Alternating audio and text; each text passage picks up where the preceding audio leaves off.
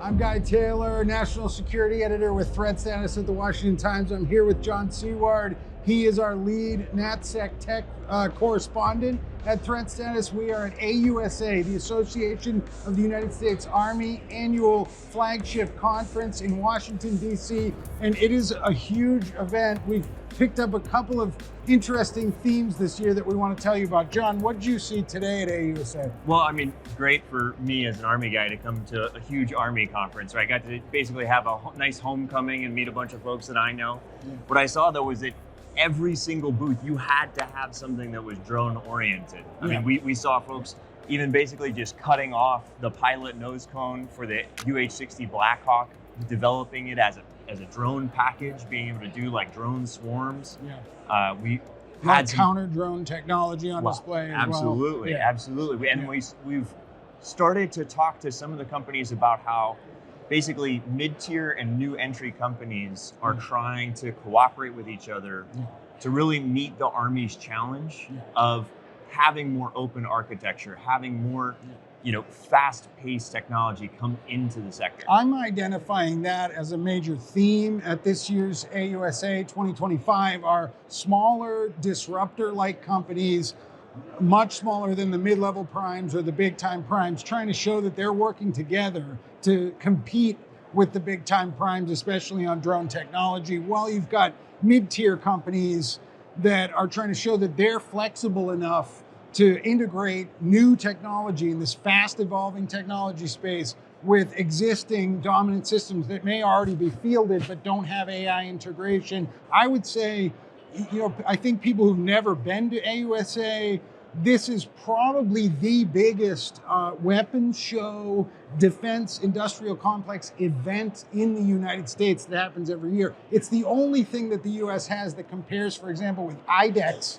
the International Defense Exhibition that happens every 2 years in the United Arab Emirates. That's right. And like you mentioned, this AUSA is still very international. I mean, we should have an article coming out soon talking about how SAIC is partnering with some Israeli companies that are doing some loitering munitions.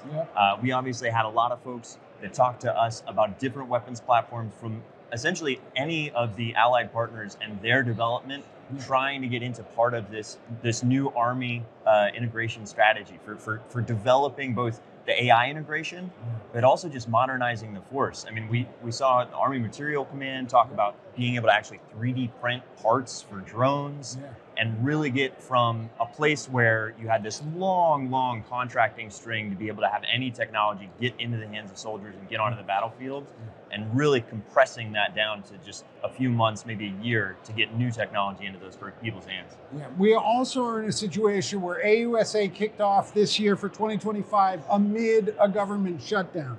So there are wider politics hanging in the backdrop here. There are a lot of behind the scenes, back hallway discussions about the future of funding U.S. defense. I think that's on everybody's mind, but really it's a show of, is the defense industry delivering on new technologies, specifically in the drone space, that the Army feels that it needs right now after watching what's going on in the Mideast war, in Gaza, Israel, Hamas, but especially also the conflict in Ukraine. That's right. And the Army Transformation Initiative is Driscoll's sort of big push to get a lot of this modernization into the hands of soldiers. And of course, I'm talking about Secretary of the Army, Dan Driscoll, who spoke this morning on the first day of the conference. But transformation is not a new word to the Army, right? We saw this after 9/11, and what came out of it was the Stryker Brigade combat teams. We have yet to really see that massive shift of new tech that's already being developed or has already even seen battlefield testing come into the hands of Army soldiers. So we've got cool videos showing some of that technology on the Drones Unleashed platform at Threat Status at the Washington Times. Slate of articles coming out. We're going to have a podcast that drops as well off the floor of AUSA.